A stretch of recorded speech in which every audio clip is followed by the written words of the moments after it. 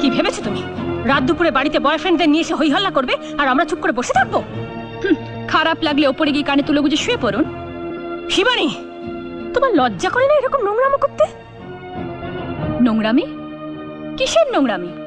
এটাই তো আপনাদের মডার্ন কালচার। আমাদের মতো মেয়েরা যখন স্বামীর মঙ্গল কামনায় উপোস করে সারা রাত্রি শিবরাত্রি ব্রত করে, তখন আপনাদের মতো বিদেশি লেভেল আটা মহিলারা পছন্দ করেন নাইট ক্লাবে পরপুরুষের গলা জড়িয়ে নাচা, ড্রিঙ্ক করা।